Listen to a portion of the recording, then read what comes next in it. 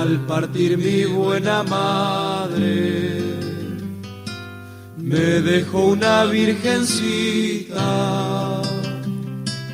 es la virgen más bonita, es la virgen de Luján.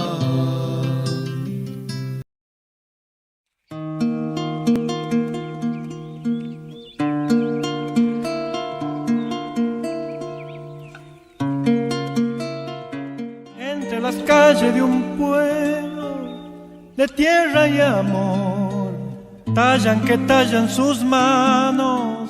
Entre los mates cebados, un simple quebracho que espera ser Dios. ¡Qué dichoso árbol! Él es curita de un pueblo derramando amor. Él es sotana, él es viento. Él es bandera de encuentro que juntos flamean hacia el Redentor. ¡Qué amigo que tengo! Camina zapato de encuentro con la cruz que ilumina tu pecho. San Francisco, solano en tu cuerpo, violinero viejo. Camina llamando a María, pa' que teja tu santa armonía, que en tus rezos tú sigas creciendo, hombre del silencio.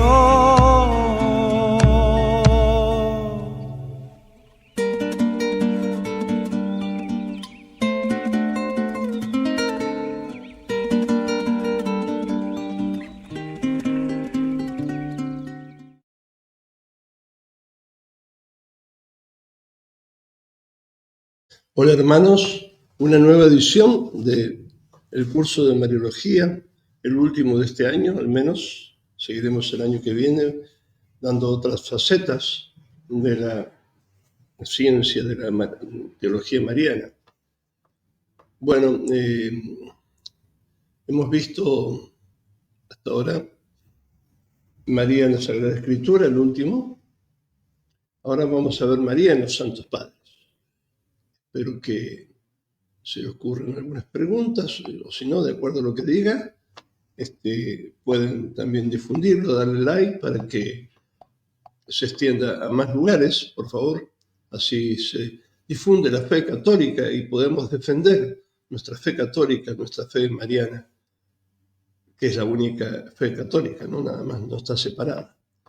Bueno, este sexto y último curso de este año de Mariología lo vamos a hacer así, ¿no? María en la tradición, los padres, los santos padres y el magisterio de la Iglesia.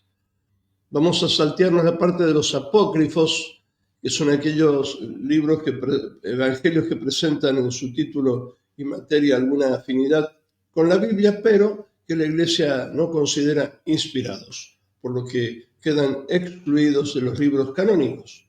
Ni tampoco se tiene certeza, aunque sea por tradición, de si el autor es aquel a que se atribuye, tanto del Antiguo Testamento como del Nuevo Testamento.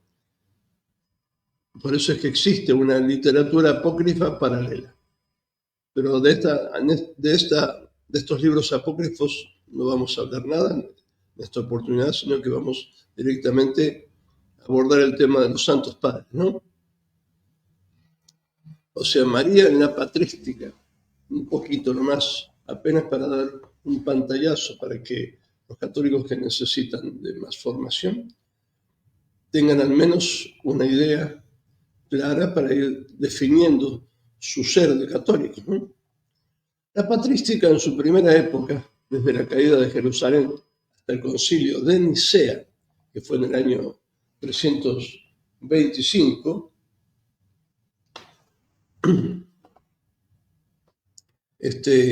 se dedica a clarificar los datos de la fe.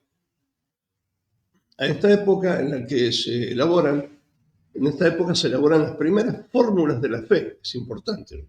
Los cimientos ya están dados en el Evangelio, pero se empieza a defender la fe, ¿no? Las primeras fórmulas de la fe. Esta época pertenece a Tertuliano, del año 160 al 249, Clemente de Alejandrino, que murió en el 215, Hipólito de Roma, que murió en el 235, Orígenes, el gran padre también Orígenes, del 185 hasta el 253, presentando una figura teológica de María, deteniéndose de una manera particular en tres temas: la concepción virginal, porque fue concebida virginalmente, sin pecado, original; la divina maternidad,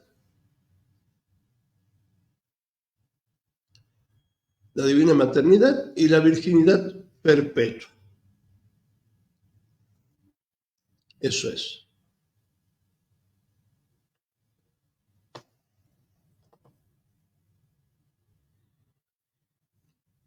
Bien. Desde Nicea hasta Calcedonia, los otros concilios, ¿verdad? En el año 451, el tema mariano, y a otro concilio más, se relaciona íntimamente con la cristología, cuyo centro será la Theotokos, que significa en griego Theotokos, la Madre de Dios. La figura de María como modelo cristiano universal tanto de la vida consagrada como laica, ¿no? Etcétera. A partir del concilio de Calcedonia, que dijimos, que acabamos de decir, hasta el siglo VIII, abunda la literatura homilética, dedicada a profundizar y exaltar aquellas cosas ya establecidas y creídas anteriormente, desde la perpetua virginidad, maternidad, divina asunción de María Santísima, hasta su belleza interior, santidad, fidelidad y su carácter de madre, señora y reina.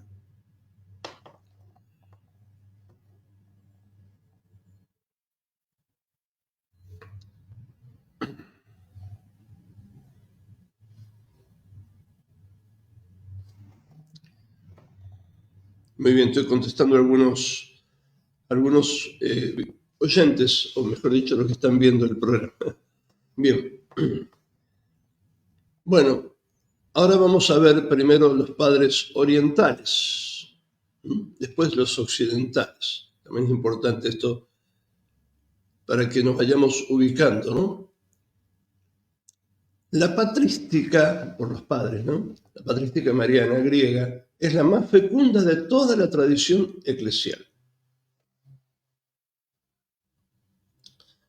Por ejemplo, en primer lugar vamos a ver a Eusebio de Cesarea, año 340. Afronta él, Eusebio de Cesarea, y resuelve algunos puntos de la exégesis mariana del Antiguo y del Nuevo Testamento. Sobre todo toca en el Antiguo Testamento Isaías 7, del 13 al 14, que nosotros lo hemos visto en el curso, ofreciendo el primer tentativo orgánico de interpretación cristológico mariana. Eusebio de Cesarea considera que desde el Sinaí hasta el fin del mundo, el signo de la Virgen es signo de salvación, siempre en acto. También, respecto al Nuevo Testamento, intentará demostrar que no solo José, sino además María, pertenecen a la estirpe de David, y por lo tanto, Cristo desciende de David según la ley y según la carne. Luego viene, en segundo lugar, en esta patrística de los padres orientales, el gran San Cirilo de Jerusalén, año 387. Sobre todo él, este gran santo padre, aborda la temática del símbolo jerosolimitano, concebido del Espíritu Santo, significa, y de María Virgen. Así es el símbolo, ¿no? Concebido del Espíritu Santo, porque así fue. Jesucristo fue concebido del Espíritu Santo, no de un hombre, no de José, y de María Virgen, eso sí. En contra de la contestación de los judíos, paganos y maniqueos. Es una lástima que ahora no podemos abordar, ni detenernos todavía en exponer la historia de las controversias entre San Cirilo de Alejandría, este gran santo, este gran campeón de la maternidad divina de María, Y el heresiarca Nestorio, el hereje Nestorio, ¿se acuerdan? En la historia, un hereje que negaba este dogma, que ocasionaron la reunión del concilio de Éfeso, el gran concilio de Éfeso que fue celebrado el año 431. Son fechas que no tenemos que olvidar. Se declaró la Teotocos, la Madre de Dios, bajo el pontificado de San Celestino I, Papa, un Papa Santo, donde se condenó ahí en bloque la doctrina de Nestorio. Es interesante ver esto, lo que pasaba ya en esa época con los cristianos verdaderos, ¿no? Cómo todo el pueblo participaba en contra de los herejes y a favor del dogma, ¿no? Se condenó en bloque la doctrina de Nestorio y se proclamó la personalidad única y divina de Cristo.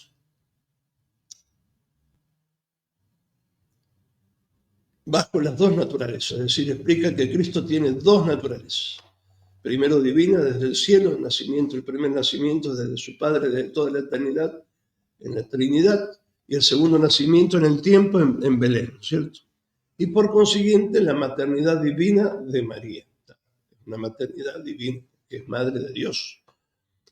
Lo interesante de todo esto, que hoy en día no pasa exactamente así, el pueblo entero, el pueblo cristiano de Éfeso, que aguardaba fuera del templo el resultado de las deliberaciones de los obispos reunidos en concilio, al enterarse de la proclamación de la maternidad divina de María, prorrumpió todo el pueblo en grandes vítores y aplausos y acompañó a los obispos por las calles de la ciudad con antorchas encendidas en medio de un entusiasmo indescriptible. Esto pasa ahora, sí, pero con el fútbol, está bien, pero no con los dogmas. Hemos perdido la cristianización, la cristiandad. Hemos perdido la esencia, porque Argentina tiene como esencia, como lo fundaron la Iglesia Católica, los santos jesuitas, franciscanos, dominicos, mercedarios, etc. Y luego, ¿no es cierto?, los primeros próceres grandiosos como San Martín y Belgrano, etc., y los grandes caudillos.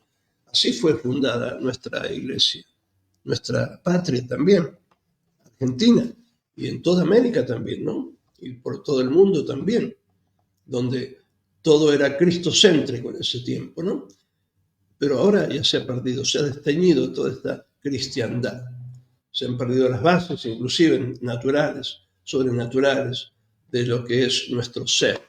Pero en ese tiempo, toda una multitud, todo un pueblo, aclamando la maternidad divina de María y la persona divina de Cristo, ¿no? Que es cosa admirable, que hoy no se da. En tercer lugar, dentro de los padres orientales, viene ahora San Atanasio, ¿no? El año 373. Este santo defiende la consustancialidad del Padre y el Hijo, que significa que son de la misma sustancia. Y de allí, con el Padre, claro, porque Cristo es Dios igual que su Padre. Y de allí la maternidad divina de María en contra de los arrianos. Arrio fue un gran hereje también que negaba la divinidad de Jesús. Hoy serían los testigos de Jehová y no sé cuántos más. También apareció aquí San Efrén, el sirio, años 373. Sobre todo era el gran poeta de la Virgen con sus himnos. Y entre los padres capadocios está San Basilio el Grande, 379, que habla de la perpetua virginidad. San Gregorio de Niza, que grandioso santo también, año 394, y San Gregorio de Nacianos, 394 también, que defienden la divinidad, la divina maternidad. Otro gran santo, San Juan Crisóstomo, año 407. Severiano de Gábala, año 408, quienes desarrollan una abundante homilética fundamentando la exégesis ortodoxa, es decir, la recta doctrina. Y por fin, como dijimos recién, San Cirilo de Alejandría, año 444, en contra de las posturas de Nestorio. otro hereje, ¿no? Siempre estas herejías a lo largo de los siglos a veces se han ido repitiendo, ¿no? Desgraciadamente los ataques, hoy serían los protestantes, pero que niegan una cosa o la otra. Niegan los protestantes la maternidad divina, etcétera. Bueno, eso para saber, ¿no? Cómo se repiten ciertas herejías de los primeros siglos, ahora en el siglo XX, XXI. Otros padres y escritores eclesiásticos orientales posteriores tocan el tema mariano, pero de distintos aspectos. Por ejemplo, Modesto de Jerusalén, año 634, Andrés de Creta, 720, el gran San Germán de Constantinopla y San Juan Damasceno, el gran santo oriental de los íconos que defiende la iconografía santa contra los iconoclastas que querían destruir las imágenes sagradas, ¿no? Y él, San Juan Damasceno, habla de la perpetua virginidad de María. San Gregorio de Niza, dijimos 394, y el otro, bueno. San Juan Damasceno dice, es hasta en lo poético, dice. Y también, como es el caso del célebre iconógrafo griego-romano, el Mélode.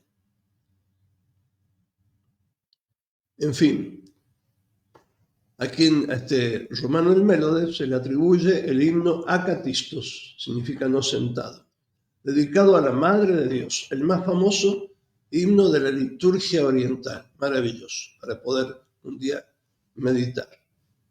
Ahora veamos los padres hoy occidentales. Hemos visto los padres de Oriente, ahora vamos a ver los padres de nuestro Occidente. Bien, la tradición occidental fue menos desarrollada que la oriental de la misma época, pero no obstante, por la misma característica de la cultura latina, diversa de la griega, tocó otros aspectos mariológicos centrados en el hombre, el derecho y la moral, deteniéndose en la figura ética de María. Por ejemplo, vamos a ver al gran San Hilario de Poitiers, 367 años.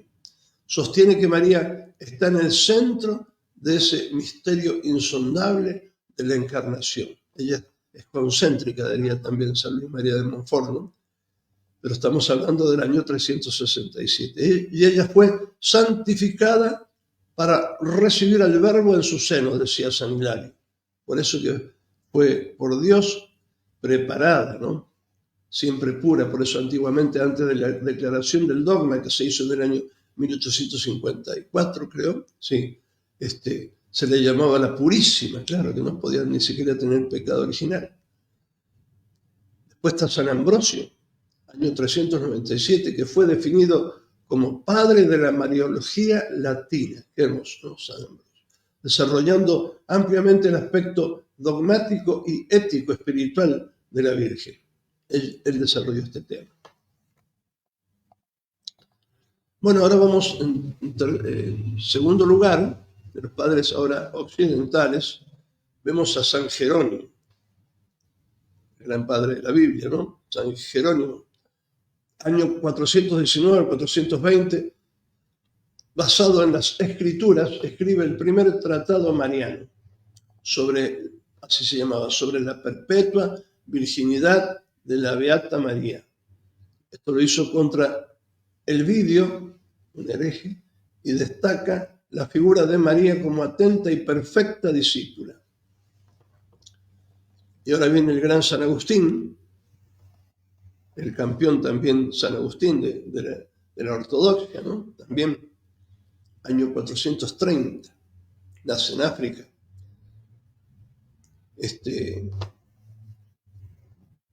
Desarrolla su mariología sobre tres aspectos principales. En primer lugar, exaltando la figura de María incorporada de una manera única y especial en el misterio de Cristo a partir del credo. Fue concebido por obra y gracia del Espíritu Santo, nació de Santa María Virgen. Es el credo niceno-constantinopolitano que nos gusta tanto rezar, ¿no? Se puede rezar también en la misa ese credo, es más largo, pero tiene más explícitas definidas el dogma, ¿no? En donde ve una acción directa del Espíritu Santo en el sentido de preparar a María para un hecho extraordinario.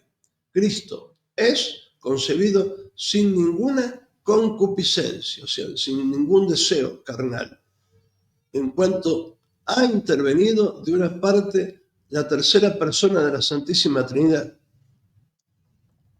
que es el Espíritu Santo, es el que la desposó verdaderamente. El verdadero esposo sería quien engendró a Cristo, fue el Espíritu Santo. Y de la otra, la concepción procede de un acto de adhesión de fe y fervor de la caridad. Además, defiende la perpetua virginidad de la Santísima Virgen María. Como ven hasta ahora, todos los santos padres, sin lugar a duda, sin lugar a ningún tipo de duda, defienden la virginidad de María y defienden la divinidad de Jesucristo como única persona divina.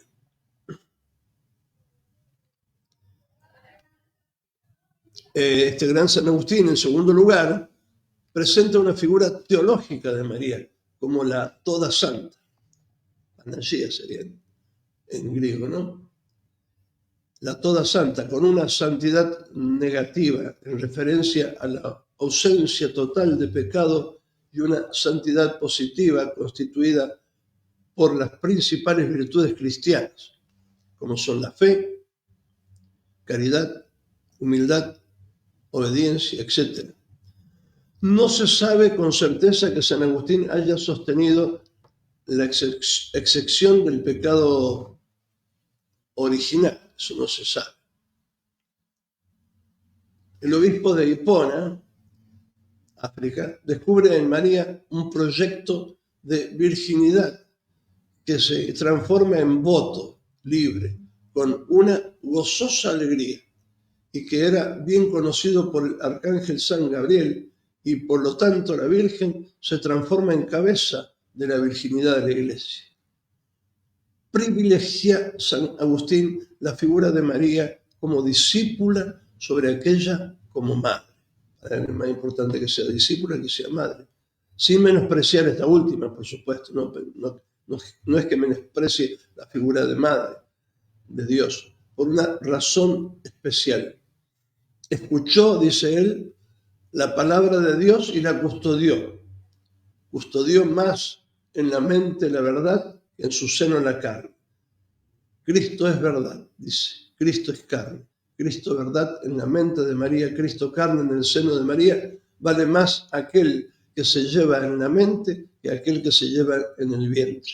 Lo dice San Agustín en su sermón, comentando el Salmo 46. En tercer lugar, continuamos con San Agustín.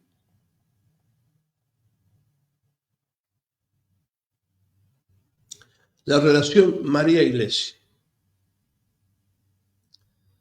Se trata de una relación de superioridad, porque si bien María es miembro de la Iglesia, lo es de un modo eminente, por supuesto, excelso y santo.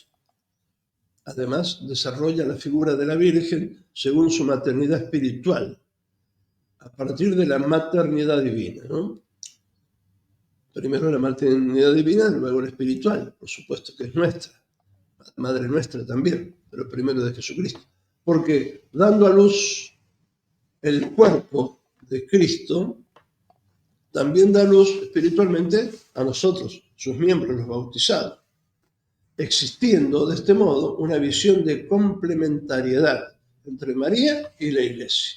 Así, la maternidad espiritual de María se prolonga en la Iglesia. Aparte de estos padres, existen otros autores latinos que han desarrollado el tema mariano, como San Pedro Crisólogo, año 450, San León Magno, año 461 en su encíclica, en su carta dogmática Flaviana. Bueno, espero que estén viendo un poco esto tan interesante, ¿no? Bueno, gracias, María Rita. Estamos tratando de Espero que se escuche bien, no sé, ¿se escucha bien? Esperemos que sí. Tenemos los micrófonos incorporados, ahí está. Normalmente van a escucharlo en YouTube mañana recién, ¿saben? Porque se va a transmitir en diferido el martes 3, mañana 3, jueves 3. Bueno, seguimos un poco más, entonces, tratando de mostrar las prerrogativas de la Virgen María. Ahora vamos con el magisterio, María y el magisterio de la Iglesia. El oficio de interpretar auténticamente la palabra de Dios, escrita o transmitida, es confiado solamente al magisterio vivo de la Iglesia. Esto es muy importante, ¿no? Es el magisterio de la Iglesia la que da la condición sine qua non para saber si es verdad o no es verdad algo, porque Cristo les dijo a la Iglesia, a Pedro, lo que usted y a todos sus seguidores, a sus apóstoles, obispos, el que a vosotros escucha, a mí me escucha, ¿no? Es una autoridad ejercida en el nombre de Cristo y si bien el magisterio no es superior a la palabra de Dios, a ella sirve, a la palabra de Dios sirve enseñando lo que transmite con la asistencia del Espíritu Santo. El magisterio presenta la doctrina mariológica de la Sagrada Escritura a los santos padres, y también de los teólogos antiguos y modernos. ¿Qué hace la Sagrada Escritura? El magisterio, porque viene de magister, enseñar. La Iglesia enseña, la Iglesia no opina, ¿entiende? Porque no es la de un hombre, sino que repite y enseña y despliega y va cada vez más haciendo crecer la palabra de Dios. Enseña la doctrina verdadera, esclareciendo, purificando y rescatando los elementos teológicos válidos, con la peculiar asistencia siempre que tiene la Iglesia, que es el Espíritu Santo. De allí que la voz del magisterio ofrece la garantía de la certeza de que se sigue en el campo de la fe y de la práctica de la vida cristiana. Eso es el magisterio. Vamos a empezar a ver un poquito más ahora el magisterio conciliar de los concilios hasta el Concilio Vaticano II, ¿no?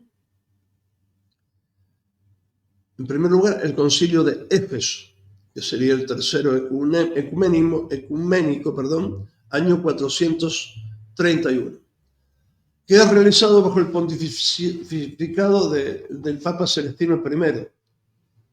Este Papa lo depone a Nestorio, un hereje patriarca, que era patriarca de Constantinopla, que negaba la maternidad divina de la Virgen María. Aprueba la doctrina de San Cirilo de Alejandría, por supuesto, proponiendo la verdadera fe sobre la unión hipostática de la naturaleza humana de Jesucristo con la persona divina del Verbo, incluyendo con la verdad dogmática de la maternidad divina de la Virgen Santísima. ¿Qué significa la unión hipostática? Que está unida a su persona, ¿no es cierto? La verdadera fe sobre la unión hipostática, es decir, Cristo primero nace desde toda la eternidad del Padre, en la Trinidad, y después en el tiempo de María Santísima. Pero esa carne que le da María tiene una persona, una hipóstasis. En griego se dice hipóstasis, una persona. Por eso esa unión que hay de la naturaleza humana es con la persona divina, no humana. Cristo tiene una persona que es divina, Él es Dios, que tiene una naturaleza humana, es verdadero hombre, pero primero es verdadero Dios. Bueno, en segundo lugar, para que vayan viendo un poco el mapa, ¿no? Así nos ubicamos en el tiempo. El concilio de Calcedonia, que sería el cuarto ecuménico, año 451. Este concilio se realiza bajo el papado de San León Magno, nada menos gran papa, ¿no? Y desarrolla aún más el mismo tema de Éfeso, sobre la generación de Jesucristo, que dice así, ¿no? Como dice en el libro este gordo que se llama Denzinger, donde están todas las condenaciones, ¿no? Generado del Padre, Cristo, ¿no? Generado del Padre eternamente según la divinidad, y en los últimos tiempos por nosotros y para nuestra salvación de María la Virgen, Madre de Dios, según la humanidad. Está bien claro, ¿no? Generado del Padre, como dijimos recién, eternamente según la divinidad, y en los últimos tiempos, o sea, cuando Él entra en el tiempo, por nosotros, para salvarnos, por nuestra salvación, nace de María Virgen, Madre de Dios, según la humanidad. Bueno, eso es el concilio de Calcedonia. Ahora vamos al año 553, el concilio de Constantinopla I, que sería el quinto ecuménico.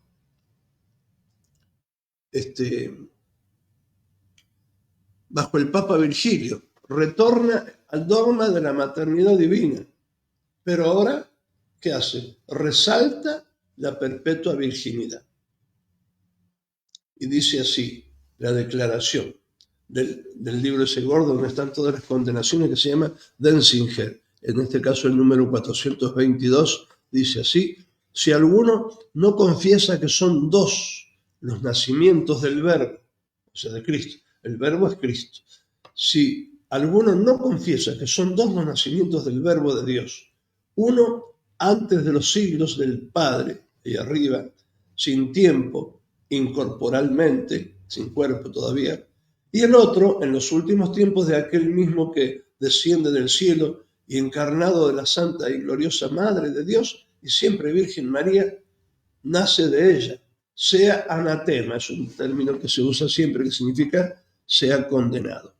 Esas personas que niegan un dogma están condenadas, eso es así, a no ser que se arrepientan, y bueno, pues se tienen que confesar, tienen que declarar su herejía ante el obispo, bueno, al menos así, o ante un sacerdote, pero declarar que están arrepentidos de haber afirmado tremenda herejía en contra de la verdad divina, ¿no? Hoy en día no se puede hablar con tanta definición porque se espantan mucho, pero Cristo siempre fue así. Él dijo la verdad, siempre, y le dijo a los apóstoles que lo seguían, que eran los discípulos, ¿se acuerdan cuando habló de la verdad que hay que comer su carne? Se escandalizaron los 72 discípulos y se fueron. Y Cristo nos dijo, no, vengan, era una mentirita. No, Cristo les dijo la verdad. Y es más, le dijo a sus apóstoles, ¿y ustedes también se quieren ir? Como diciendo, váyanse, yo me mantengo firme en la verdad porque yo soy la verdad, Cristo es la verdad. Así también debemos hacer los sacerdotes, predicar el dogma, la verdad, aunque nos persiga. Con la gracia de Dios, que Dios nos ampare, por supuesto. Pero la verdad nunca debe ser encubierta ni disfrazada. Debe decirse con toda claridad. Bueno, después viene el concilio de Constantinopla, que es el tercero, ¿no? Que sería el sexto ecuménico en el año 680 al 681. Aquí está el Papa Agatón. El objetivo de este concilio es refutar la herejía monoteleta, que reafirma la maternidad divina de María, retomando las expresiones del concilio de Constantinopla, que Cristo no tiene cuerpo humano.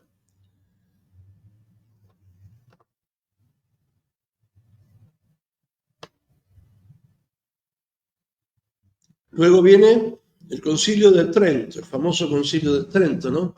Que es el 19 ecuménico, famoso, que hemos tenido un programa muy hermoso los otros días, ¿no? Aquí.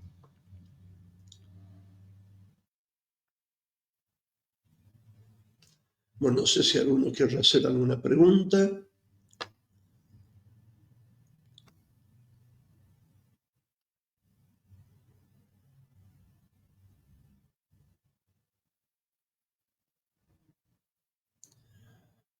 Bien, entonces decíamos, viene ahora, como decimos, el concilio de Trento. Antes del concilio tridentino existen otros, en donde se renueva la fe en los dogmas ya tratados o bien del legítimo culto a la Madre de Dios, en contra del iconoclasmo. ¿Qué es el iconoclasmo? Es la destrucción de las imágenes sagradas, que sería el Lateranense IV, 1215, y el de León, 1274, el de Florencia, etc. Bueno, propiamente el Concilio de Trento trata solo 3 temas marianos. Uno, el decreto sobre el pecado original, donde aclara que en tal documento no se debe comprender a la Virgen Santísima. Claro, ella no tuvo pecado original como todos nosotros. En la sesión sexta se afirma que la Santísima Virgen es considerada por la Iglesia inmune de toda culpa actual y también mínima. Y en la sección número 25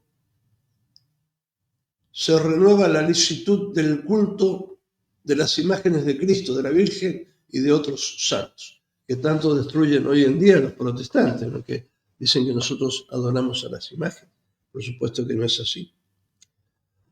Bueno, y ahora vamos a ver otra parte, el magisterio pontificio, ahora sí, antes del Concilio Vaticano II.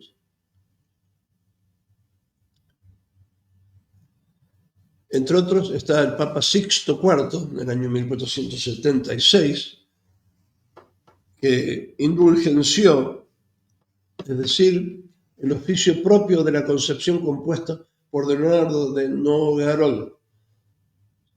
Está San Pío V, el gran Papa de Lepanto, ¿no? 1566-1572, él condena la doctrina de Bayo, contraria a la Inmaculada Concepción. Y está también Alejandro VII, 1655 al 67, precisa que el día 8 de diciembre se celebra la fiesta de la Inmaculada Concepción. Dogma que después definirá el gran Papa Pío IX, en el año 1854, como recuerdan todos, ¿no? Ahí se definirá la Inmaculada Concepción de la Virgen Santísima. Vamos ahora a este gran Papa también, el Papa León XIII, parecido al Papa nuestro en su nombre, ¿no? El Papa León XIV, que tomó de allí su nombre. El Papa León XIII, año 1878-1903, y empezando el siglo XX, que con numerosos documentos fomentó la devoción al rezo del Santo Rosario.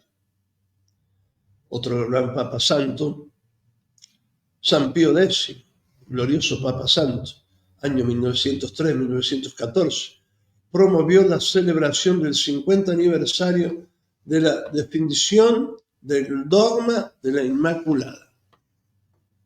Pío XI, 1922, ahora 1939, que es el autor también de la Quas Primas que estamos comentando durante todo este año, cuyos documentos marianos son considerablemente abundantes en ocasión del jubileo de la redención en el año 1933, y desarrolló bastante el tema del aporte de María a la obra salvífica de Cristo, y es presentada como corredentora, no solo en Belén, sino también y fundamentalmente en el Calvario.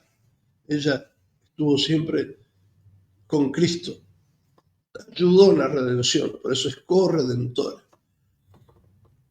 Luego viene el gran Papa Pío XII, 1939-1958. Tiene un magisterio mariano sumamente extenso, el Papa Pío XII, contándose en total 470 documentos, incluida la bula de definición de la Asunción de la Virgen. ¿Qué tal, 470 documentos. Luego sigue Juan XXIII, 1958-1963. Tiene numerosos textos íntegramente o parcialmente marianos, sobre todo marcando la línea del culto a María como el medio de conducir a las almas a Jesús. Y luego Pablo VI, Papa Pablo VI, 1963, 1978, favoreció la preparación de los textos marianos del Concilio Vaticano II, los cuales completó con otros documentos ampliatorios como la exhortación apostólica Marialis Cultus. En fin, existen también 3 temas dogmáticos básicos en el magisterio anterior al Vaticano II.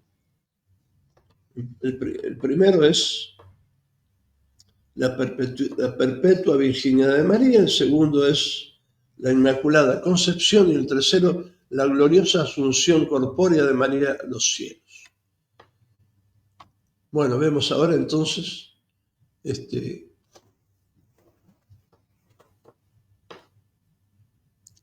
la definición de la perpetua virginidad de María, que fue siempre virgen antes, durante y después del parto, fue siempre virgen.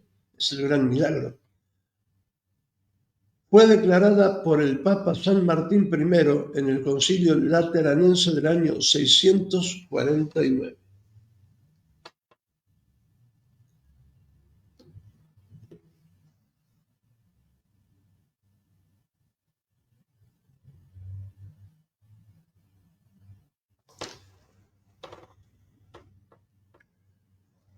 Confirmada casi 1000 años después por Pablo IV, 1880. Luego viene la Inmaculada Concepción, definida por el Pío IX con la bula Ineffabilis Deus. Y luego viene la gloriosa asunción corpórea de María a los cielos.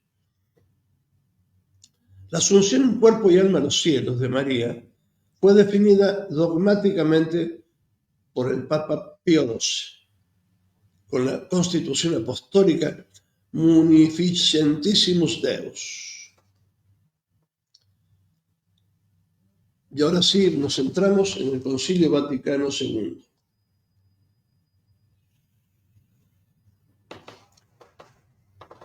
Para terminar, ¿no? El Concilio Vaticano II sería el 21 ecuménico, si bien en sus numerosos documentos siempre aparece la figura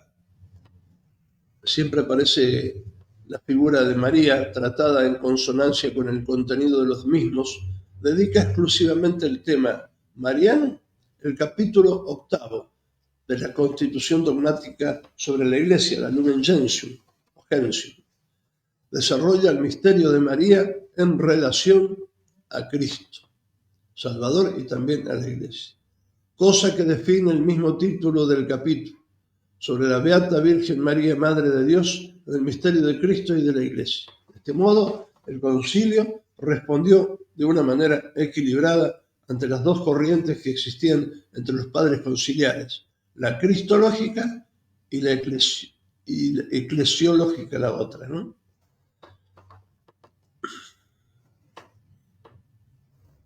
Comienza desarrollando a la luz de la Sagrada Escritura y con un considerable aporte patrístico la función de la Virgen en la economía de la salvación en perfecta unión de María con Jesucristo como sierva, madre y socia del Redentor. De allí luego aborda el tema de la relación entre María y la Iglesia en su función materna por la Iglesia.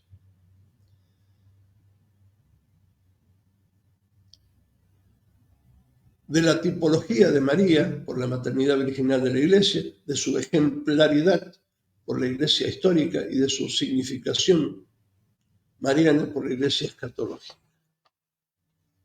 Continúa haciendo referencia a lo más estrictamente litúrgico y pastoral.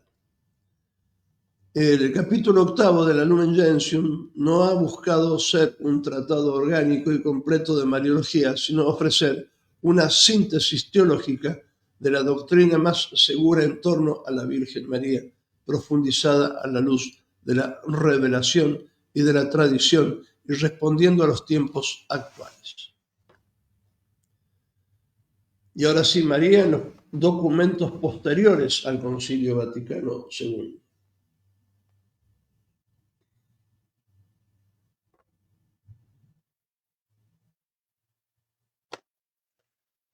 Ante todo, el Pablo VI y la Marialis Cultus reclama para María el título de Madre de la Iglesia, Pablo VI, ¿no? Pero su aporte mariano más importante es la exhortación apostólica Marialis Cultus, esa fue, del 2 de febrero de 1954, en donde desarrolla las enseñanzas sobre el culto a María que sucintamente registró el Vaticano II, Concilio Vaticano II. En este documento trata ampliamente sobre la piedad litúrgica mariana, la devoción popular. Indica los criterios que deben privar en la piedad vigente respecto a la Madre de Dios y aquellos que se deben considerar en las nuevas devociones. Y se detiene especialmente en las prácticas piadosas, el Ángelus, que rezamos ese saludo a María, que rezamos 3 veces al día, a la mañana, al mediodía y a la noche, al atardecer, el Santo Rosario sobre todo, y concluye afirmando el valor teológico y pastoral del culto a la Virgen María. Los criterios para el ejercicio del culto mariano no litúrgico deben respetar 4 cosas. Dice que sea trinitario, cristológico, neumatológico, significa del Espíritu Santo, y eclesial. Y con 4 orientamientos, que sea bíblico, litúrgico, ecuménico y antropológico. Juan Pablo II, el gran Papa, San Juan Pablo II y la Redemptoris Mater. El gran Papa se ha caracterizado por afirmar un magisterio mariano muy rico, luminoso y pastoralmente eficaz. Ha velado para que siempre sea respetado el magisterio mariano tradicional y señaló en sus numerosos peregrinajes apostólicos la mediación activa de María en orden a la fundación y desarrollo de las iglesias locales. Además, este gran Papa, con sus enseñanzas y particular piedad mariana, ha logrado, Juan Pablo II, en los años de su pontificado, despertar un renovado entusiasmo en el culto mariano público y privado. Ningún Papa ha dado tanto espacio a María en las catequesis y en las expresiones de devoción, ni ha cumplido tantos peregrinajes en la geografía de la gracia que constituyen los santuarios marianos. ¿Quién no lo ha visto en algún santuario en Argentina, en Nuestra Señora Aparecida en Brasil, en Argentina, en Luján, por supuesto, y en tantos lugares, ¿no? Sin duda, el gran aporte de Juan Pablo II al magisterio mariano es la encíclica, sin duda, que nombramos la Redemptoris Mater, que se escribió en el año 25, en el 25 del 3 de 1987, cuando yo fui ordenado sacerdote. Que más que una encíclica que contiene y transmite doctrina y orientaciones, traduce el itinerario espiritual del autor y su íntima experiencia espiritual mariana. El objeto inmediato de la encíclica es promover durante el año mariano una asimilación de los conceptos vertidos por el Vaticano II en referencia a María. María está insertada vitalmente en la historia de la salvación y por ello todo el documento está impregnado de un sentido cristológico y eclesial, presentando a María como antes lo hizo el Vaticano II en el misterio de Cristo y de la Iglesia.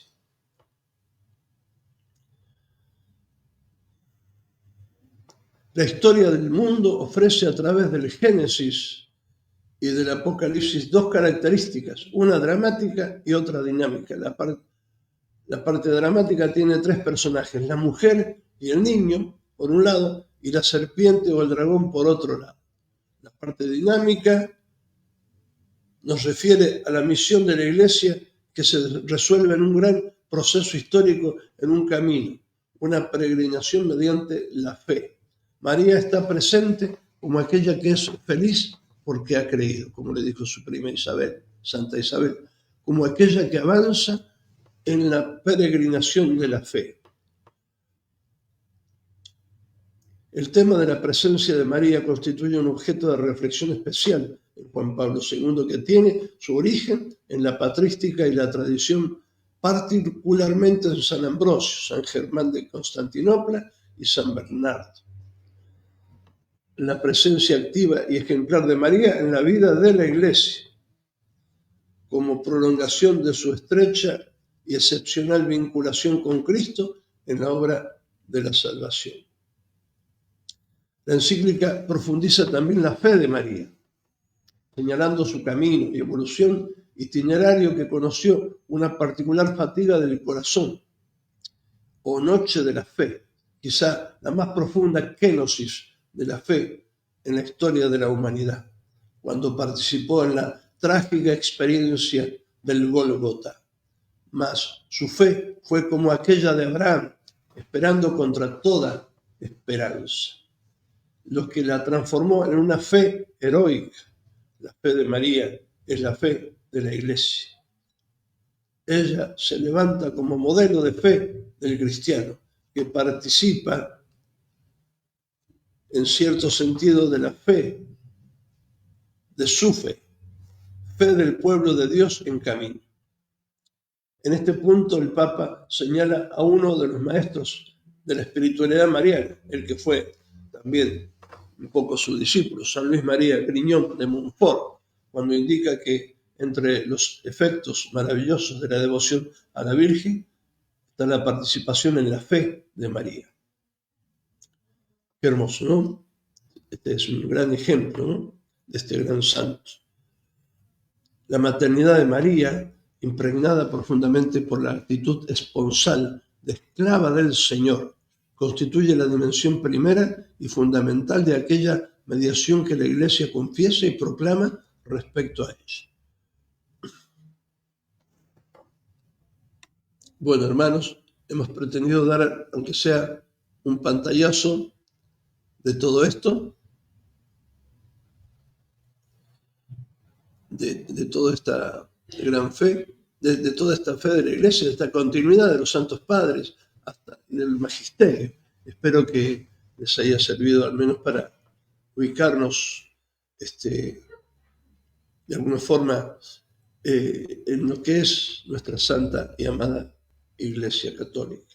Le pedimos la gracia de ser fieles hasta el final a nuestra Iglesia, que es de institución divina, y pedimos la gracia de mantenernos firmes hasta el final, defendiendo el dogma de la Inmaculada Concepción, el dogma de la maternidad divina, el dogma de la virginidad perpetua, y algún otro dogma que después, más adelante, se verá, ¿no? Les agradezco mucho quienes me acompañaron. Les voy a dar la bendición. Vamos a rezarle una Ave María a nuestra Madre del Cielo para que nos ayude y nos ampare siempre. Dios te salve María, llena eres de gracia, el Señor es contigo, bendita tú eres entre todas las mujeres y bendito es el fruto de tu vientre Jesús. Santa María, Madre de Dios, ruega por nosotros pecadores, ahora y en la hora de nuestra muerte. Amén. Viva la Virgen nuestra Madre, gracias. María Rita. Bueno, y la bendición de Dios Todopoderoso, del Padre y del Hijo y del Espíritu Santo, descienda sobre ustedes, hermanos, y permanezca para siempre. Amén. Y viva Cristo Rey, que es el Hijo de María.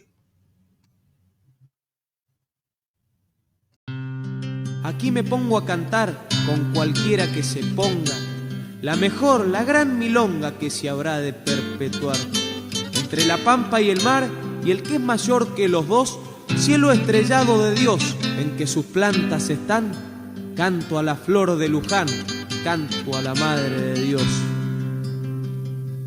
Al partir mi buena madre, me dejó una virgencita, es la virgen más bonita, es la virgen de Luján, y con lágrimas postreras, si me quieres ver, me dijo, ruega siempre, ruega, hijo, a la Virgen de Luján. denle pues voz a mi pecho, y a mis labios den contento, que daré el postrer aliento por la Virgen de Luján.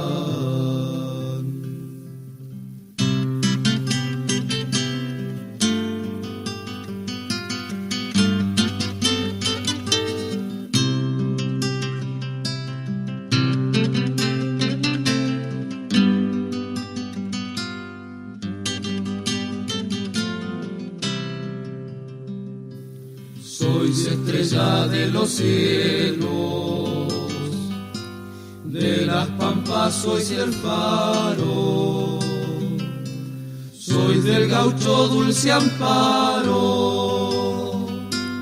Virgen Santa de Luján. Las alas de mi bandera se tiñen de azul y blanco, son los colores del manto de la Virgen de Luján. Denle pues voz a mi pecho, y a mis labios den contento, que daré el postrer aliento por la Virgen de Luján. que daré el postrer aliento por la Virgen de Luján.